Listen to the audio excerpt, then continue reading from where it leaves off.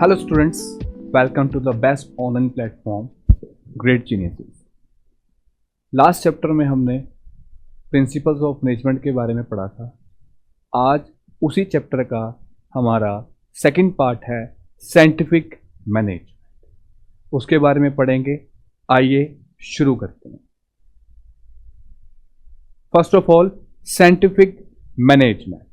Scientific management मतलब कि जो आप मैनेजर मतलब जो डिसीजंस ले रहा है वो किसके बेसिस पे लेगा? साइंटिफिक लेगा। डिसीजंस क्या लेगा वो बच्चों? साइंटिफिक रहेगा। डिसीजन रहेगा हमारा साइंटिफिक। मतलब कि ये नहीं है कि जो लास्ट में बताया गया था उसी के बेसिस पे मैनेजर चलेगा। वो हर ऑब्जर्वेशन को पूरे बारीकी से चेक करेगा, एनालिसिस करेगा। तो इसके जो फादर हैं वो कौन है? F.W. टेलर। कौन है बच्चों? Father of scientific management F.W. Taylor. और father of general management Henri Fayol. इनका पूरा नाम है फ्रेडरिक विंसलो टेलर।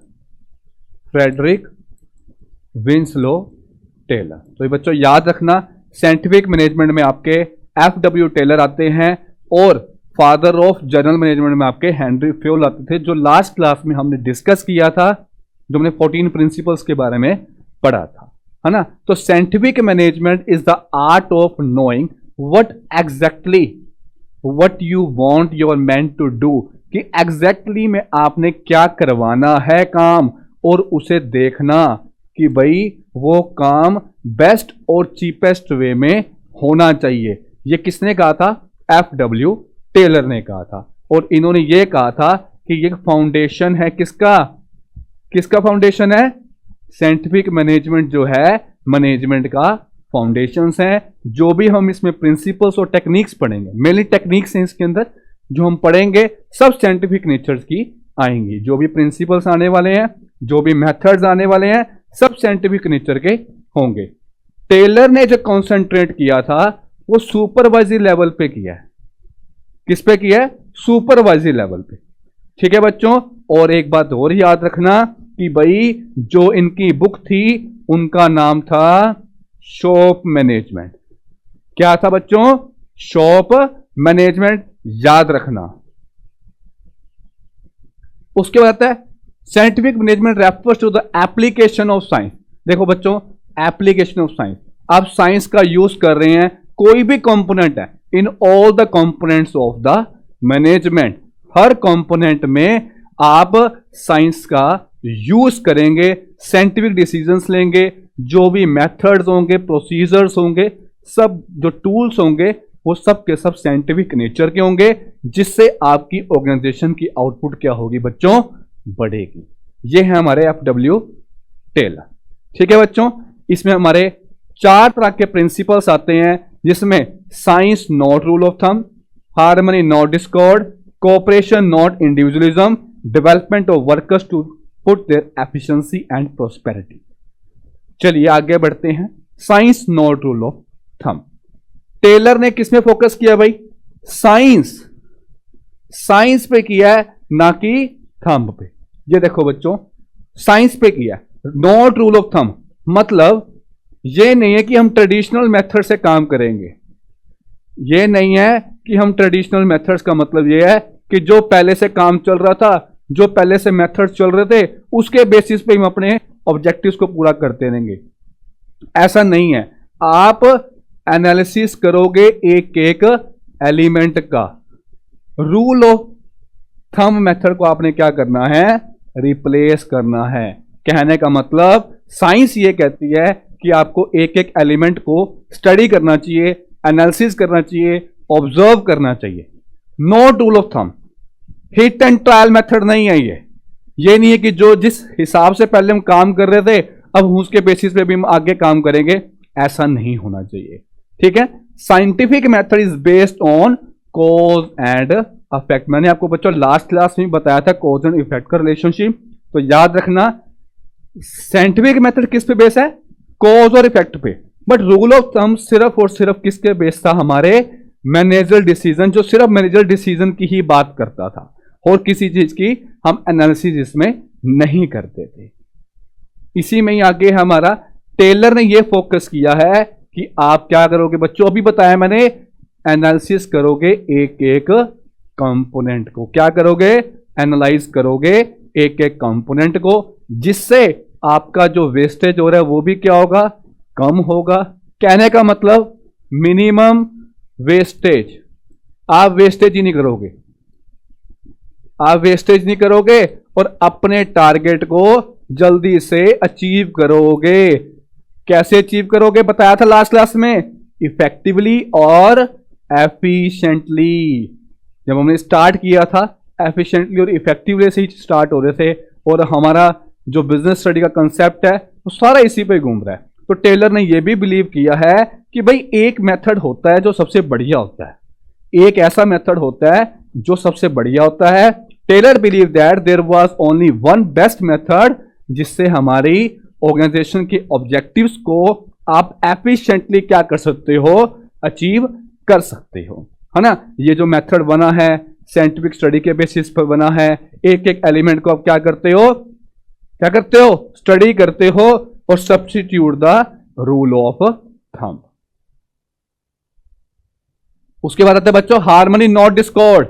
मिलजुल के रहना है, मिलजुल के रहना है भाई। दिस नॉट डिस्कॉर्ड, ये हमारा पॉजिटिव वर्ड है, ये नेगेटिव वर्ड है। मिलजुल के रहेंगे, इंडिविजुअल काम नहीं होगा, इंडिविजुअल बेसिस पे काम नहीं करेंगे। जो काम करेंगे ऑर्गेनाइजेशन के मिल के करेंगे, जो काम होगा ऑर्गेनाइजेशन के ऑब्जेक्टिव से होगा। क्योंकि जो मैनेजमेंट है वो किस लिए बनी है?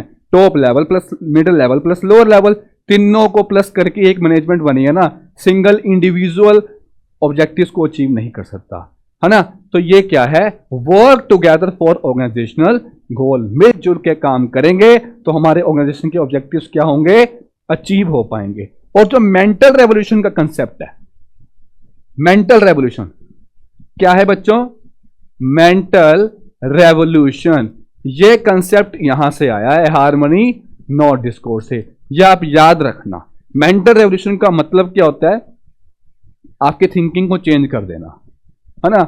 मान लीजिए कि आप एक ऑर्गेनाइजेशन में काम कर रहे हैं और वहां पे ना गार्बेज ही बहुत पड़ा है, फिर भी आपके दिमाग में ये बिठा दिया गया है कि भाई ये बहुत बढ़िया इन्वायरमेंट है।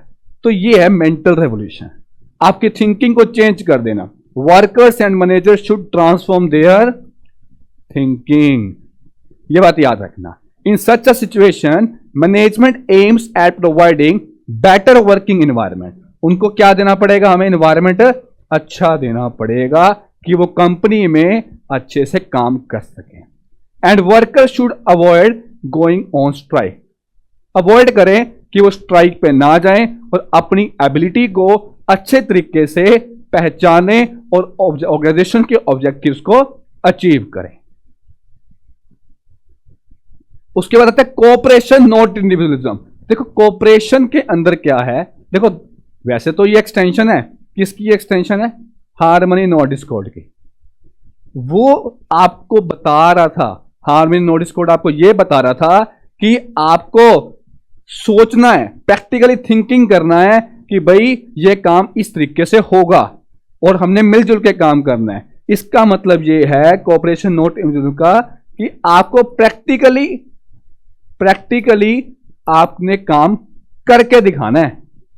कोऑपरेशन नॉट इंडिविजुअलिज्म का मतलब यह है कि आपको काम करके दिखाना है। उसमें हम मेंटल रेवोल्यूशन लेके आ रहे थे कि भाई आपका माइंड, आपकी थिंकिंग को चेंज किया जा रहा था कि इस तरीके से करना है। इसमें आप काम करके दिखा रहे हो। तो both management and the workers should realise that they need each other. उन दोनों को यह पता होता है, देखो टॉप लेवल लगा लो या मिडिल लेवल लगा लो, आपस में सबको पर्सन को नीड की जरूरत है ना। मिडिल लेवल के बिना टॉप लेवल अपने ऑर्गेनाइजेशन ऑब्जेक्टिव्स नहीं अचीव कर सकता और टॉप लेवल के बिना मिडिल लेवल सपोर्ट नहीं हो सकती। तो आपस में दोनों को क्या होती है? एक दूसरे की जरूरत होती है। लोअर लेवल को भी होती है, ये नहीं कि सिर्फ टॉप और मिडिल को ही होती है, लोअर लेवल को भी जरूरत पड़ती है। प्रैक्टिकली जाना है, उसमें हम थिंकिंग की बात कर रहे थे। ये डिफरेंस है बच्चों, ध्यान रखना। Achieving this principle management should welcome the constructive idea. देखो इसके अंदर क्या है, जो आइडियाज हैं और जो सजेशंस हैं, किसके, जो हमारे वर्कर्स के आइडियाज और सजेशंस को वेलकम किया जाता है कि हाँ अपने आइडियाज बताएं, अपने सजेशंस बताएं, उन्हें प्रेज किया जाएगा, रिवॉर्ड दिया जाएगा। अगर उनको ऑर्गेनाइजेशन को आपकी सजेशन अच्छी लगती है तो उनको अवार्ड दिया जाएगा। ये बात हार्मनी नॉट डिस्कॉर्ड में तो थी नहीं, ये बात तो किसके अंदर आई है, कोऑपरेशन नॉट इंडिविजुअलिज्म में।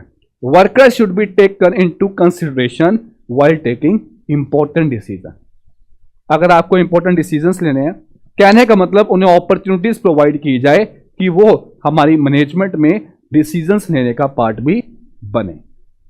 On the other hand workers should avoid unreasonable demand and strikes and should work effectively and efficiently to achieve the organisational goal. Clear हुआ बच्चों, ये पॉइंट डिफरेंस क्लियर हुआ दोनों में। अब आता है development of workers to the greatest efficiency and prosperity. भाई देखो टेलर ने किस पे फोकस किया है, वर्कर्स की एफिशिएंसी पे। देखो ये आपको डायग्राम में बता रहा है कि ये आपके वर्कर्स आ रहे हैं और यहां पे एक ना ट्रेनिंग, मान लो ट्रेनिंग प्रोवाइड की जा रही है।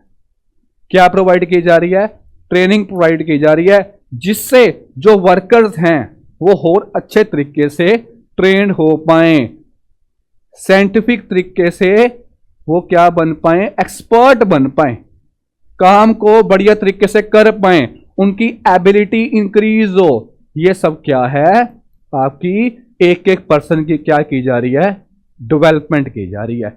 किसके थ्रू, साइंटिफिक मेथड के थ्रू। वर्कर्स की सिलेक्शन भी साइंटिफिक मेथड के थ्रू होगी। ऐसे नहीं हम वर्कर को सिलेक्ट कर लेंगे, उसके टेस्ट लिए जाएंगे, है ना, उसका एक्सपीरियंस देखा जाएगा, सब कुछ हम उसको देखेंगे किसके बेसिस पे, साइंटिफिक बेसिस पे सब चेक किया जाएगा। Then they should be assigned work, फिर उन्हें काम दिया जाएगा उनकी मेंटल, उनकी फिजिकल और उनकी इंटेलेक्चुअल कैपेसिटी के हिसाब से।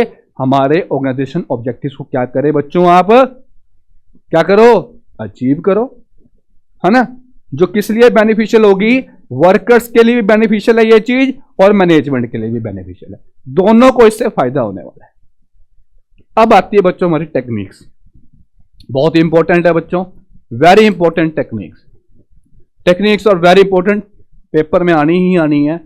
फर्स्ट है functional foremanship, standardisation and simplification of work, work study, differential piece wage system, यहां पे पीस वे जाएगा बच्चों, मेंटल रेवोल्यूशन। फर्स्ट आता है फंक्शनल फॉर्मैनशिप। फंक्शनल फॉर्मैनशिप देखो किसके फंक्शन, किसके फंक्शन, फोरमैन के फंक्शन। फोरमैन कौन होता है, जो लोअर लेवल पे होता है, लोअर लेवल पे होता है ना हमारा फोरमैन, और उसके नीचे कौन होते हैं, वर्कर्स होते हैं। कहने का मतलब ये है कि भाई फोरमैन का बहुत बड़ा रोल प्ले करता है हमारे वर्कर से काम करवाने में, हमारे ऑब्जेक्टिव्स को अचीव करवाने में, है ना। जो सुपरविजन का वर्क होता है वो काफी सारे सर्वर स्पेशलाइज सुपरविजन में डिवाइड कर दिया जाता है। हर डिपार्टमेंट में एक सुपरविजन होगा, है ना। एक सुपरविजन, मान लीजिए कि एक सुपरविजन मतलब मान लो कि एक फोरमैन है, वो कितने डिपार्टमेंट्स को देख लेगा, वो सारे डिपार्टमेंट्स को नहीं देख सकता। तो इसके लिए हर डिपार्टमेंट में अपना एक सुपरविजन होना चाहिए कि जिससे आप एफिशिएंसी को बढ़ा सको। किसकी एफिशिएंसी, वर्कर्स की एफिशिएंसी को, जिससे क्वालिटी ऑफ वर्क आपको मिले और वर्कर्स की एफिशिएंसी भी क्या हो बच्चों, इंप्रूव। हर वर्कर को आपने क्या करना है, सुपरवाइज करना है। ठीक है बच्चों, याद रहेगा फंक्शनल फोरमैनशिप मतलब फंक्शन प्लस फोरमैन, किसका, फंक्शंस किसके, फोरमैन के, जिससे आप ऑब्जेक्टिव्स अचीव कर सको। तो इसके अंदर कुछ कंसेप्ट है बच्चों जो पेपर में आता ही आता है, मैं पहले ही कह रहा हूं। इसमें आपके 8 स्पेशलिस्ट होते हैं, जिसमें से 4 आपके प्लानिंग वर्क में होंगे और 4 आपके प्रोडक्शन के अंदर होंगे। आइए देखते हैं। चलो पहले आते हैं आपके एक्सपर्ट्स इन प्लानिंग। ये प्लानिंग वाले बच्चों, ये प्रोडक्शन वाले, ठीक है। Experts in the planning department, experts in the production department, जिसमें कौन कौन से हैं, ये आपको नाम याद रखने हैं, instruction card clerk, root clerk, time and cost clerk और डिसिप्लिन। ये किसके अंदर आ रहे हैं, प्लानिंग के अंदर। किसके अंदर आ रहे हैं बच्चों? प्लानिंग के अंदर। Instruction, route, time and cost और डिसिप्लिन, ये बच्चों आपको याद रखना है। आईटीआर से नाम याद रखना, आईटीआर तो आप सुनते ही हो ना, आईटीआर डी, इससे आप याद रखना, ये प्लानिंग डिपार्टमेंट में आता है। प्रोडक्शन में देखो बॉस है, कौन है? सारे बॉस हैं, और एक हमारा क्या है? Inspector, speed boss, gang boss, repair boss और इंस्पेक्टर। ये किसके अंदर आ रहे हैं बच्चों? किसके अंदर आ रहे हैं? प्रोडक्शन डिपार्टमेंट के अंदर। तो 4 इसमें है, 4 ही हमारे प्रोडक्शन डिपार्टमेंट में। बच्चों कंफ्यूज नहीं होना है, पेपर में यहां से क्वेश्चन आएगा ही आएगा, याद रखना। इंस्ट्रक्शन का मतलब देखो, इंस्ट्रक्शंस देना, वर्कर को इंस्ट्रक्शन देना कि ये काम इस तरीके से करना है। रूट क्लर्क एक रूट बता देना, एक रास्ता बता देना कि आपको इस रास्ते से, इस तरीके से आपको क्या करना है, इस वे से आपको प्रोडक्शन करनी है। टाइम एंड कॉस्ट क्लर्क आपको टाइम और कॉस्ट को ध्यान में रख के प्रोडक्शन करवानी है। डिसिप्लिनरी का मतलब कि डिसिप्लिन हमारी ऑर्गेनाइजेशन में मेंटेन हो रहा है या नहीं हो रहा। फिर आता है हमारा प्रोडक्शन मेथड में स्पीड बॉस, भाई टाइमली कंप्लीशन ऑफ टास्क, कि आप काम कितनी जल्दी करवा रहे हैं, वो किसके अंदर है? Speed boss. गैंग बॉस का मतलब ये होता है कि भाई सारे मशीन्स, सारे टूल्स पहले से ही अवेलेबल हों, ऑर्गेनाइजेशन में कमी ना आए किसी चीज की। ये कौन देखेगा? Gang boss. रिपेयर बॉस क्या करेगा? देखो नाम से क्लियर हो रहे हैं कि ये मशीनों को प्रॉपरली मेंटेन करके रखेगा, रिपेयर करेगा। इंस्पेक्टर क्या करता है भाई? Control the quality of work done. तो बच्चों ध्यान रखना, इंस्ट्रक्शन कार्ड में इंस्ट्रक्शन वर्ड याद रखना है। रूट में किस रूट से हमने प्रोडक्शन करनी है, किस वे से हमने प्रोडक्शन करनी है। Time and cost clerk time and cost को देखेगा। डिसिप्लिन, क्या हमारे यहाँ पे डिसिप्लिन मेंटेन हो पा रहा है या नहीं हो पा रहा, इसे देखा जाएगा। प्रोडक्शन डिपार्टमेंट में फिर पॉइंट्स आते हैं 4, speed boss, gang boss, repair boss और inspector. Speed boss timely completion of work. Gang boss कि भाई जो आपके पास मशीन्स, टूल्स, कोई भी रिसोर्सेज हैं वो अवेलेबल हैं या नहीं है, वो गैंग बॉस देखेगा। रिपेयर बॉस रिपेयर करेगा, मशीन प्रॉपरली काम करनी चाहिए। Inspector control the quality of work done. ये देखो बच्चों, इसके डायग्राम है। Factory manager, planning incharge, production incharge, फिर हमारे आते हैं instruction, route clerk, time and cost, discipline, और प्रोडक्शन के अंदर speed boss, gang boss, repair boss and inspector. नीचे वर्कर्स हैं। ठीक है बच्चों, ये डायग्राम बहुत अच्छा है, याद रखना, इंपॉर्टेंट भी बहुत है। इसी से आपको ना ध्यान रहेगा कि प्लानिंग में कौन से आ रहे हैं और प्रोडक्शन में कौन से आ रहे हैं। देन आता है standardisation and simplification of work. Standardisation का मतलब ये नहीं कि स्टैंडर्ड बनाना, इसका मतलब ये है कि भाई सारी चीजें क्या होनी चाहिए, एक स्टैंडर्ड के अंदर काम होनी चाहिए। क्या होनी चाहिए? स्टैंडर्ड के अंदर। कि मतलब स्टैंडर्ड ऑफ वर्क मींस एक स्टैंडर्ड सेट कर देना चाहिए मटेरियल के लिए, मशीन मेथड के लिए, और क्या क्या कंडीशंस रहेंगी ये पहले से ही सेट कर देनी चाहिए। ये हमारे स्टैंडर्ड्स रहेंगे। स्टैंडर्ड का मतलब ये नहीं है कि आपने 10 यूनिट बनानी है, आपने 12 यूनिट बनानी है। स्टैंडर्डाइजेशन ये नहीं कह रहा। Standardisation means fixing the standards for everything. पहले से सब कुछ फिक्स कर दिया जाए कि इस तरीके से काम करना है। That is standardisation. To attain the standard production, the standard of performance is established for the workers. Simplification, भाई eliminate the unnecessary varieties, size and grades of the product. मतलब जो फालतू की अननेसेसरीज, मतलब कहने का मतलब ये है, मान लीजिए कि आप शूज मैन्युफैक्चर कर रहे हैं। क्या कर रहे हैं? शूज मैन्युफैक्चर कर रहे हैं। जिस शूज का नंबर है 2, 2.2, 2.4, 2.6, 2.8, फिर 3। ऐसा मत करो। ये फालतू की जो अननेसेसरी वैरायटीज हैं, साइज हैं, इसे रिमूव कर दो। सीधा 2 के बाद 3 ही मैन्युफैक्चर कर लो ना शूज। 3 नहीं तो, अगर 3 नहीं आता तो 4 मैन्युफैक्चर कर लो। जो भी कंडीशंस होती हैं एक कंपनी की, जस्ट एक एग्जांपल, तो आप अननेसेसरी चीजों को क्या कर दिया जाए? एलिमिनेट कर दिया जाए, जिससे आपके कॉस्ट ऑफ लेबर, मशीन की कॉस्ट, टूल की कॉस्ट क्या हो? सेव हो सके। ठीक है बच्चों, ओके। एग्जाम्पल भी दे रखा है। For example, Hindustan Unilever limited reduce it's varieties of shop and increase effective and efficient result. बिल्कुल, अगर आप अननेसेसरी वैरायटीज को, साइज को, ग्रेड्स को अगर कम करते हो तो आप दूसरे प्रोडक्ट्स पे ज्यादा ध्यान दोगे, अपने ऑब्जेक्टिव को इफेक्टिवली और एफिशिएंटली क्या करोगे, अचीव कर पाओगे। वर्क स्टडी, वर्क स्टडी का मतलब है सिस्टमैटिक एंड क्रिटिकल असेसमेंट करना। जो भी आप काम कर रहे हैं, है ना, कोई भी फंक्शन हो रहा है ऑर्गेनाइजेशन के अंदर, उसको सिस्टमैटिक तरीके से और पूरी ध्यान से उसे असेस करना कि भाई क्या काम किया जा रहा है। कितनी चीजें आएंगी इसके अंदर, 4 चीजें। Motion study, time study, fatigue study, method study. बहुत इंपॉर्टेंट है, ध्यान रखना। इसमें आपका पहला आता है मेथड स्टडी। क्या आता है, मेथड स्टडी।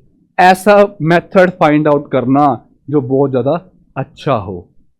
मेथड, किस मेथड से ऐसा काम करें कि भाई जिससे हमारे रिसोर्सेज भी सही तरीके से यूज हो पाए और मैक्सिमम एफिशिएंसी मिले। क्या मिले, मैक्सिमम एफिशिएंसी। मतलब आपको अपने ऑब्जेक्टिव्स क्या हो, मैक्सिमम आउटपुट तरीके से मिल सकें और रिसोर्सेज का आप सही तरीके से यूज कर सको। किस मेथड से काम करें, दैट्स द मेथड स्टडी। फिर आता है मोशन स्टडी। मोशन स्टडी का मतलब है एलिमिनेट द वेस्टफुल मूवमेंट्स। जो फालतू की मूवमेंट्स कर रहे हैं, वेस्टफुल मूवमेंट्स है, उसे रिमूव कर दिया जाए। क्या कर दिया जाए बच्चों, रिमूव कर दिया जाए जो अनप्रोडक्टिव मोशंस हैं वर्कर्स के। This will have to complete the task in less time. तो आप कम समय में अपने ऑब्जेक्टिव्स को कंप्लीट कर पाओगे। मान लीजिए कि आप स्कूल से एकेडमी गए, अकाउंट की एकेडमी गए, अकाउंट्स पढ़ने गए। अकाउंट से घर पे भी तो जाओगे ना पहले, हाँ। स्कूल से पहले कहाँ गए, घर गए। कहाँ गए बच्चों, स्कूल से पहले आप, ये लो एक एग्जांपल लेते हैं हम, उसके बेसिस पे आपको बताते हैं कि क्या इस पे आएगा। मान लीजिए आप स्कूल में थे, है ना, स्कूल से आप घर जाते हो, घर से आप अलग अलग सब्जेक्ट्स की ट्यूशन जाते हो। इंग्लिश की जा रहे हो, है ना, मैथ्स की जा रहे हैं, अकाउंट्स की जा रहे हो, इकोनॉमिक्स की जा रहे हो।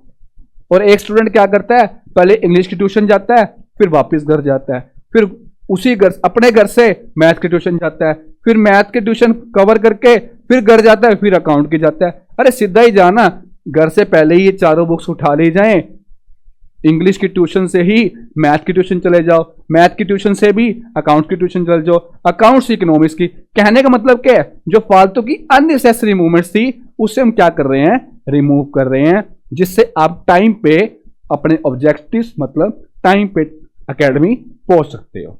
ठीक है बच्चों, that's the motion study.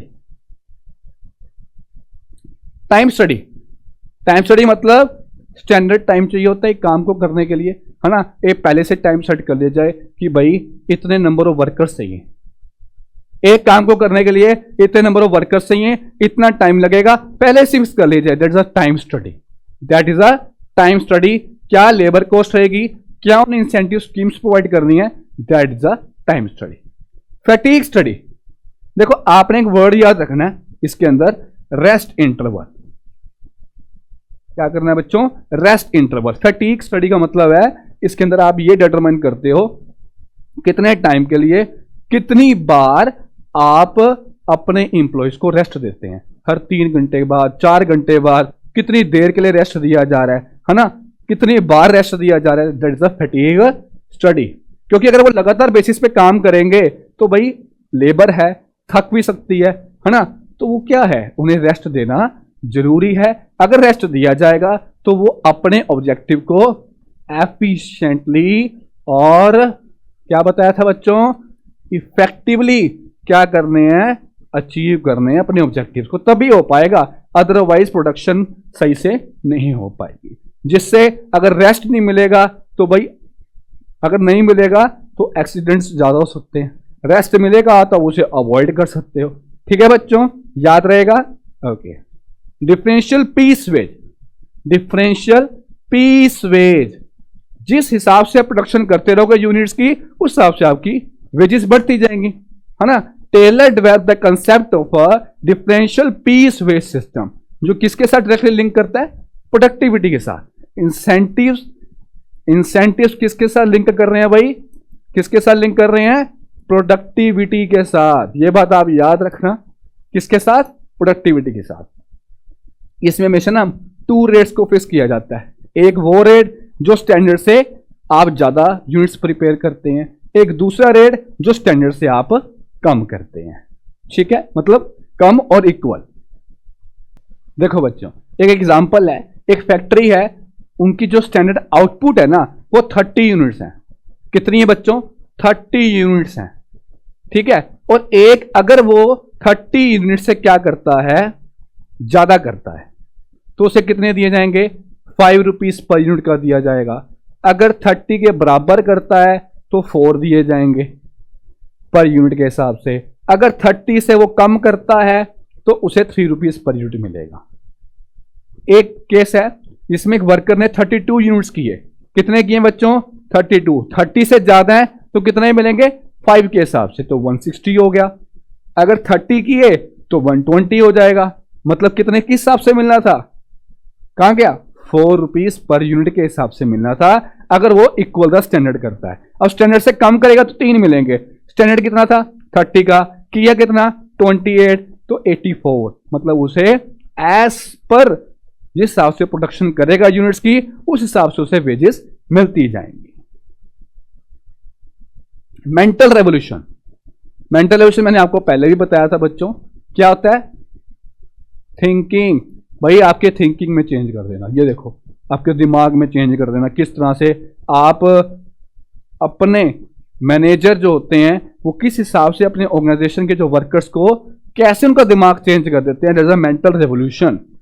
It means a total change in the attitude of the worker and the management. कि भाई जैसे मैंने आपको पहले भी एग्जांपल दिया था गार्बेज वाला, है ना? गार्बेज है ही नहीं, मान लो गार्बेज है ही नहीं, और वो ये सोच रहे हैं कि भाई यहाँ पे तो स्मेल बहुत आ रही है, ऐसा कुछ है, तो वो काम नहीं कर पाएंगे। दैट्स अ मेंटल रेवोल्यूशन, है ना? मान लो गार्बेज फैला दिया, पूरी ऑर्गेनाइजेशन पे, और जो वहां का टॉप लेवल का मैनेजर था वो बहुत अच्छा था, उसने ऐसा फील ही नहीं करवाया कि भाई, उसने हमेशा ये कहा कि भाई मैनेजमेंट बहुत अच्छी है, आप अपने ऑब्जेक्टिव्स पे ध्यान रखें, ऐसा कुछ नहीं है, आप अपने ऑब्जेक्टिव्स पे ध्यान रखोगे तो हमारी ऑर्गेनाइजेशन के ऑब्जेक्टिव जल्दी से अचीव हो पाएंगे। तो क्या है? थिंकिंग चेंज करना। दैट्स द मेंटल रेवोल्यूशन, जिससे आपको ज्यादा से ज्यादा प्रॉफिट हो पाएंगे।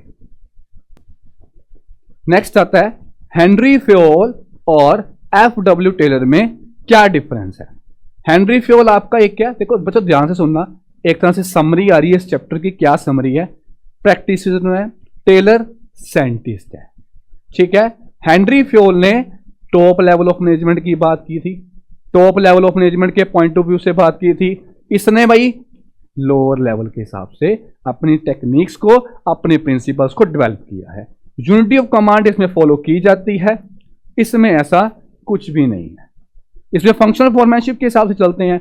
फेओल के जो प्रिंसिपल्स है वो यूनिवर्सल हैं और फ्लेक्सिबल हैं। ठीक है बच्चों, बट टेलर के एक स्पेसिफिक सिचुएशन पे यूज होते हैं। किस में यूज होते हैं? स्पेसिफिक सिचुएशंस में यूज होंगे, बट फेओल के क्या रहते हैं? यूनिवर्सल रहते हैं। फेओल के जो प्रिंसिपल है पर्सनल एक्सपीरियंस पे बेस हैं, और जबकि ये एक्सपेरिमेंट और ऑब्जर्वेशन, बात ही किसकी कर रहे हैं? साइंटिफिक नेचर की, तो आप समझ सकते हैं तो हमेशा ऑब्जर्वेशन एंड एक्सपेरिमेंट्स इसके अंदर आएंगी ही आएंगी। आगे डिफरेंस क्या है? किस पे फोकस किया गया? पूरी ओवरऑल एडमिनिस्ट्रेशन पे फोकस किया गया, और इस पे प्रोडक्टिविटी को किस तरह से बढ़ाना है एफ.डब्ल्यू. टेलर ने उस पे फोकस किया है। जर्नल थ्योरी, ये वर्ड याद रखना है, जहां पे जर्नल थ्योरी आ जाए वहां पे उसका आंसर क्या आएगा बच्चों? Henry Fayol. और साइंटिफिक मैनेजमेंट का तो आपको पता ही है कि हमारे एफ.डब्ल्यू. टेलर हैं। शॉप मैनेजमेंट भी आ जाए तो क्या आएगा? एफ.डब्ल्यू. टेलर। एडमिनिस्ट्रेशन वर्ड आ जाए, एडमिनिस्ट्रेटिव या एडमिनिस्ट्रेशन थ्योरी कह सकते हो, है ना?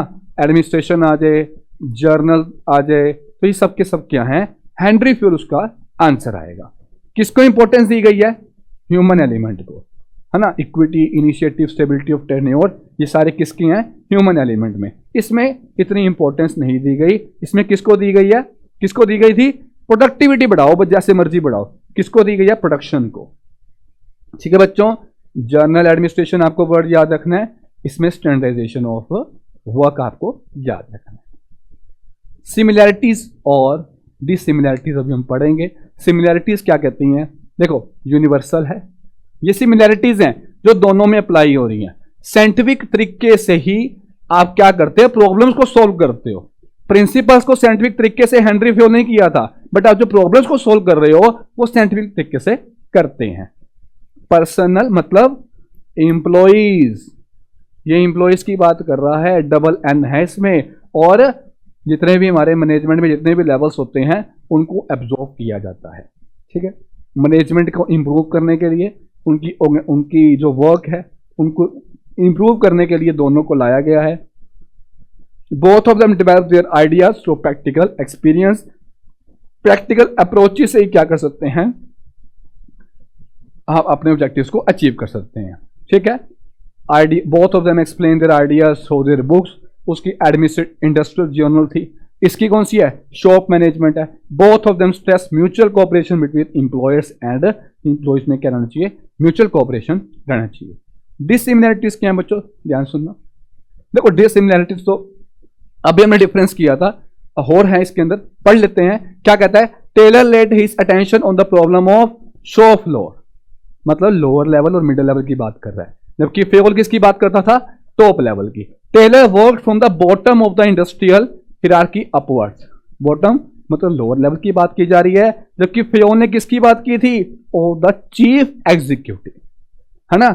जो आपका टेलर है वो इस तरीके से मूव कर रहा है, अपवर्ड मूव कर रहा है। क्या? किसमें? अपवर्ड। और फेयोल क्या कर रहा है? डाउनवर्ड, टॉप से नीचे वाले लेवल तक की वो बात करते हैं। The main aim of Taylor was to enhance productivity. अभी हमने डिफरेंस पढ़ा है, जस्ट गो थ्रू हो लेते हैं, और जिससे आपके वेस्टेज क्या हो सके? एलिमिनेट हो सके। Fayol tried to develop a universal theory of management. Taylor called his philosophy of work as a scientific management, और इसमें क्या था? General theory of administration. Thank you बच्चों, उम्मीद करता हूं आपको समझ आया होगा। नेक्स्ट क्लास में हम बिजनेस एनवायरनमेंट के बारे में पढ़ेंगे।